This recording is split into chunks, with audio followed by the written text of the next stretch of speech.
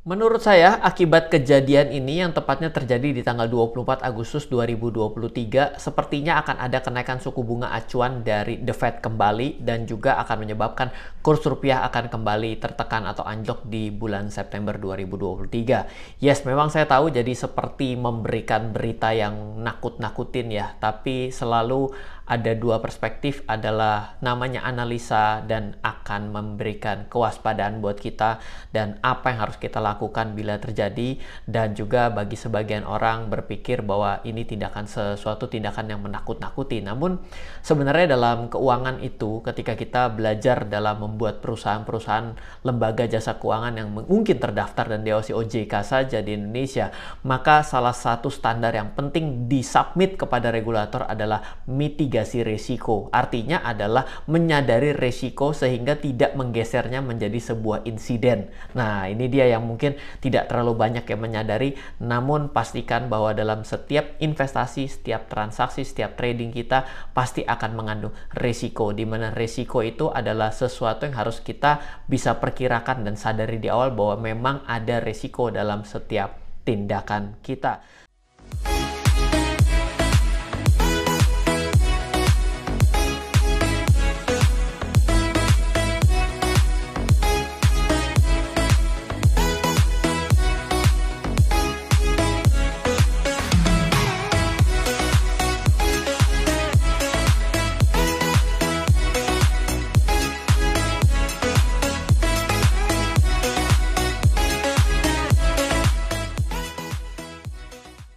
So, welcome back di RF channel on YouTube, back with Ryan Filbert. Wah, untuk prolognya sudah panjang. Tidak hanya ini ya, memberikan penjelasan yang sederhana, tapi ternyata saya sudah cerita mengenai risiko.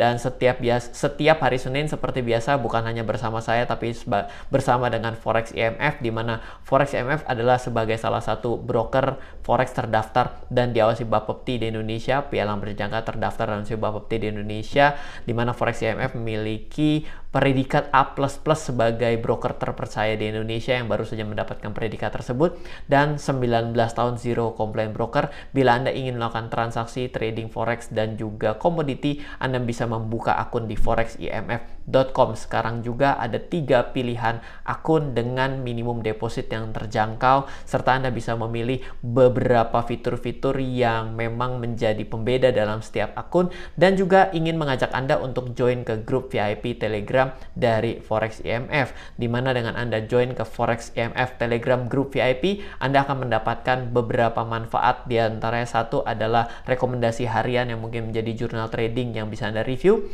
Lalu yang kedua adalah Anda mendapatkan news-news yang terbaru, dan yang ketiga adalah Anda mendapatkan strategi-strategi yang dibahas. Anda bisa curhat dan juga Anda bisa diskusi di sana, di mana grup Telegram yang dari broker terdaftar dan diawasi Bapepti jelas memberikan kredibilitas yang lebih baik untuk Anda percayai mengenai konten dan informasi di dalamnya. Sepertinya suku bunga akan naik menurut saya. Kurs rupiah anjlok di September mungkin juga karena kalau suku bunga naik maka kurs rupiah akan kembali tertekan. Dan akibat kejadian ini yang terjadi di 24 Agustus 2023, karena sudah terlanjur mepet dengan hari libur dan weekend, maka makanya di hari Senin ini kita membahasnya. Apa itu? BRICS mendapatkan 6 anggota baru sejak 1 Januari 2024, di mana keputusan ini diambil dari KTT BRICS yang ke-15 yang diadakan di Johannesburg, Afrika Selatan pada 24 Agustus 2023. Yang lebih menarik sebenarnya adalah bukan anggota barunya, namun adalah nama-nama anggota barunya, yaitu Arab Saudi, Uni Emirat Arab, Iran, Ethiopia, dan Mesir. Dan Anda bisa cek sendiri, sumbernya ada di bawah. Lalu selanjutnya adalah saya akan loncat ke 1970, di mana pada saat itu ada sebuah istilah bernama petrodolar. Petrodolar adalah dolar Amerika Serikat yang dibayar, jadi menerima pembayarannya kepada negara-negara pengekspor minyak, diminta untuk menerima pembayaran dalam US dollar. Digunakan sekitar tahun 1970-an, di mana tahun 1970-an itulah Amerika keluar dari penjaminan uang kertas bila dicetak harus menyiapkan cadangan emas karena pada saat itu Amerika juga tengah kesulitan keuangan akibat perang juga. Ketika harga minyak mulai naik tajam, dilakukanlah pembayaran menggunakan dolar Amerika. Ketika harga minyak naik, negara pengekspor minyak mulai mengumpulkan jumlah dolar Amerika yang begitu banyak. Negara tersebut harus menemukan cara untuk menginvestasikan dolar tersebut. Kenapa? Karena kalau misalnya mereka menggunakan dolar, lalu mereka tiba-tiba harus tukar, berarti dalam satu kejadian mereka tidak bisa mendapatkan pasokan mata uang yang mencukupi. Sehingga dolar harus disimpan dalam dolar. Logikanya ke sana. Dan akhirnya mereka membeli obligasi pemerintah Amerika Serikat. Sistem petrodolar memiliki sejumlah implikasi bagi ekonomi global. Makanya saya selalu bilang, ya, untuk satuan mata uang dunia, untuk hal alat tukar komoditi, mau tidak mau kita akan mendengar bla bla bla US dollar per troy ounce, bukan rupiah per troy ounce. Ngomongnya susah, betul nggak? Lalu juga ketika kita berbicara dengan emas, yes, emas bahkan untuk exchange yang ada pada London Metal Exchange, tapi tetap saja satuannya tidak menggunakan euro dan pound sterling sebagai nilai satuan tukar pertamanya, tapi menggunakan US dollar sebagai primary pair-nya, seperti itu. Nah, dengan Amerika menggunakan konsep petrodolar inilah maka membuat Amerika dengan US dollarnya menjadi sangat kuat di dunia sejak tahun 1970.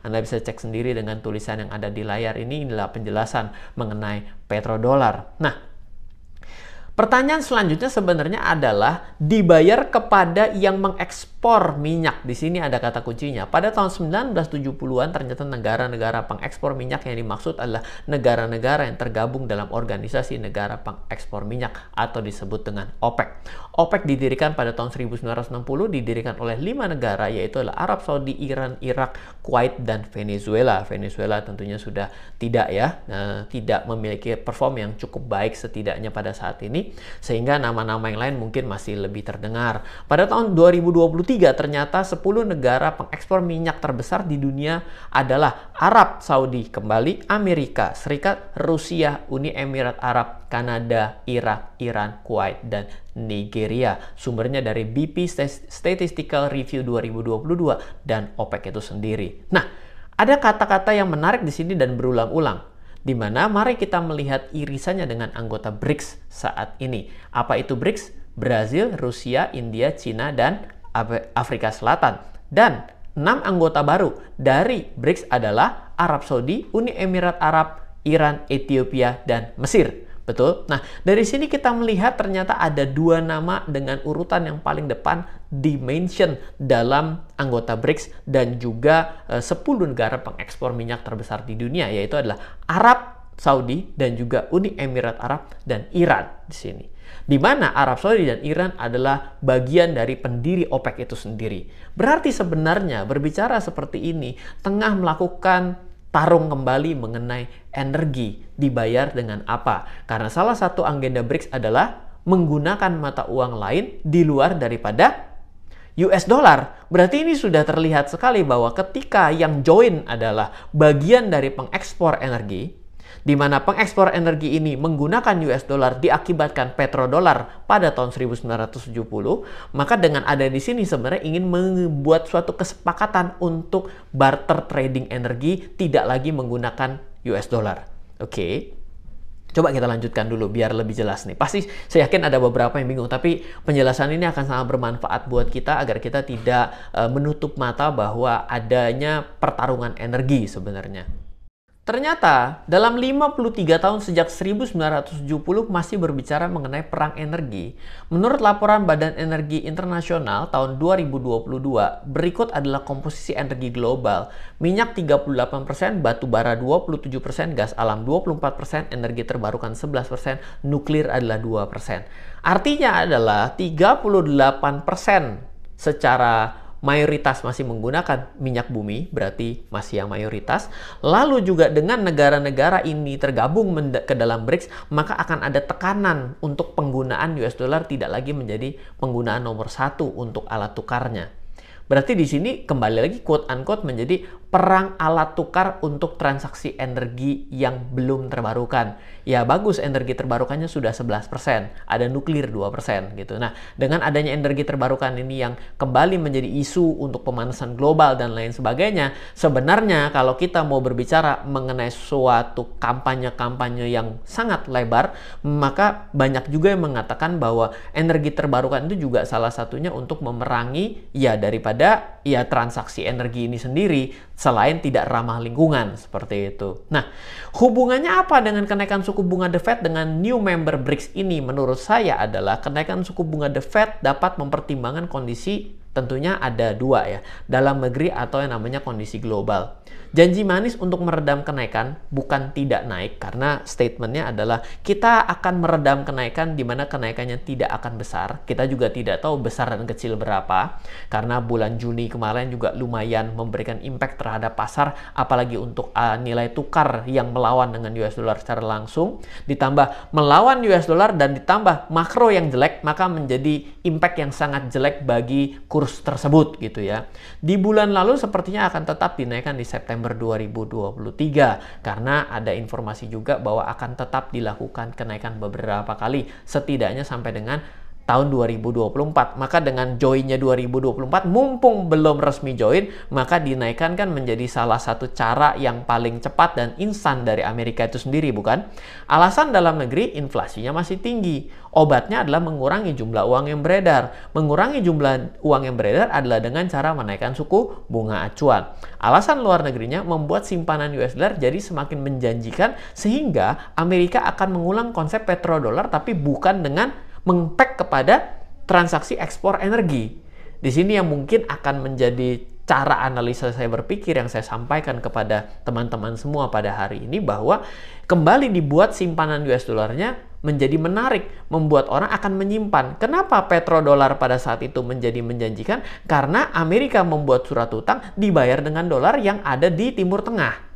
Itu menjadi sesuatu yang membuat US dollar menjadi kuat dengan sendirinya. Digunakan sebagai alat transaksi, kembali disimpan dalam dolar. Ini kan berarti adalah kembali seperti orang itu kalau bicara mengenai konglomerasi keuangan, konglomerasi bisnis dalam sebuah perusahaan yang konglomerasi, yaitu adalah kantong kanan, kantong kiri. Yang terjadi ini pebisnisnya dalam sudut pandang negara, yaitu kantong kanan, kantong kiri. Kantong kanan dia yang bayar, kantong kiri dia yang terima. Berarti kan uangnya akan kembali ke dia. Berarti dia menjadi strong enough kembali. Ini adalah salah satu cara yang instan menurut saya. Meskipun di depan mata, dengan dinaikkan suku bunga terus, pasti akan berhenti, betul.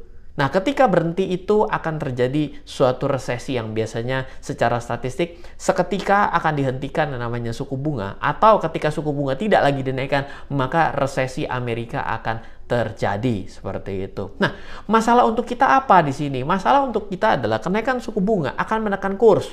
Ya, semua lawan US dollar akan ikut tertekan. Jadi kalau Anda trading dengan currency, maka yang harus diperhatikan adalah kenaikan suku bunga Amerika itu sendiri. Yang kedua adalah kekuatan perekonomian secara makro dan mikro dan pertumbuhan ekonomi dari suatu negara. Secara statistik, Indonesia sampai sampai dengan bulan Agustus 2023, kondisi keuangan dalam negerinya masih cukup stabil. Sehingga mungkin ketika suku bunga dinaikkan, maka kontraksinya terjadi langsung terhadap currency, tapi tidak berhubungan dengan jangka panjang akibat kondisi perekonomiannya masih cukup kuat. Yang perlu diperhatikan adalah dampak-dampak selanjutnya akibat suku bunga yang naik. Ya, kita bicara kenaikan suku bunga membawa kasus gagal bayar yang meluas. Nah, ini dampak selanjutnya. Coba kita pelajari dari video minggu lalu terkait dengan gagal bayar 5.000 triliun dari Evergrande, salah satu pengembang properti yang ada di Cina, yang listing di Hong Kong tapi mengajukan kebangkrutan untuk chapter 15 di Amerika. Rupiah juga bisa tertekan sama seperti tahun lalu, mungkin mencapai di atas 15.500, karena pada saat video ini dibuat juga sudah separuh jalan.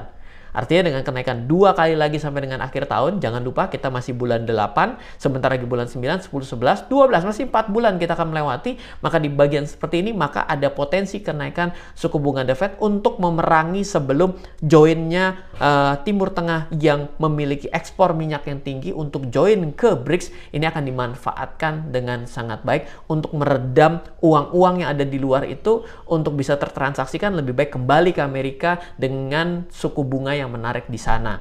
Komoditi seperti emas juga akan tertekan, ya, akan kembali terjadi suatu fluktuasi. Kemarin juga terjadi emas turun di bawah 1.900, dan tentunya emas ini menjadi sesuatu yang menarik ya. Ketika pada saat pengumuman pasti akan seperti komoditi lainnya, seperti sama currency lainnya. Tapi in the long run sebenarnya emas dengan terjadinya inflasi, lalu dengan terjadinya kesulitan setiap perekonomian suatu negara, dan juga ada informasi bahwa Eropa pada saat ini memiliki tingkat kebangkrutan perusahaan itu tertinggi sejak tahun 2015. Jadi di sini terasa sekali bahwa Eropa juga sedang mengalami kesulitan di sana. Jadi dengan keadaan seperti ini akan juga memberikan sentimen yang baik kepada emas. Karena apa? Pada akhirnya orang akan melihat emas itu adalah sebelum daripada adanya uang kertas, maka emas itu adalah alat tukar. Makanya disebut sebagai safe haven, seperti itu. Jadi ini saja materinya cukup lumayan sprint ya, dan saya yakin buat yang tidak terbiasa berbicara mengenai makro, digeser ke mikro, digeser ke analisa, digeser kepada event-event yang ada di dunia, lumayan tidak terlalu gampang menyerap video ini. Saran saya tontonlah beberapa kali. Saran saya juga mulailah transaksi keuangan, karena kalau tidak akan buat apa juga mengikuti berita terbaru, atau Anda cuma mau jadi pembaca berita di televisi ya boleh saja, tapi setahu saya juga orang-orang yang bekerja di televisi-televisi berbasis bisnis dan investasi itu juga memiliki portofolio investasi. Why not ketika kita sudah memiliki dana, kita masih mau mengupayakan agar kita mendapatkan kehidupan yang lebih baik, kita juga mesti aktif melakukan trading maupun investasi agar bisa mengenerate income dan juga menghasilkan investasi untuk di kemudian hari. Itu saja dari saya hari ini, semoga bermanfaat. Video ini persembahan dari RF Channel, saya dan juga Forex IMF, di mana Forex IMF menginginkan Anda untuk melakukan transaksi pada piala berjangka yang terdaftar dan memang care terhadap Anda. Salah satunya dibuktikan dengan Forex IMF secara konsisten mensupport untuk video yang ada di RF Channel. Sampai ketemu di live besok Selasa, dan Anda boleh bertanya apa saja. Ketika Selasa kita melebarkan topiknya, Anda tidak hanya bertanya mengenai hal-hal yang sifatnya makro, mau tanya mengenai technical analysis, mau berbicara mengenai analisa fundamental, bila saya tahu, saya akan coba untuk menjawab dan menjelaskan. Sampai ketemu besok. Dari saya Ryan Filbert, salam investasi untuk Indonesia.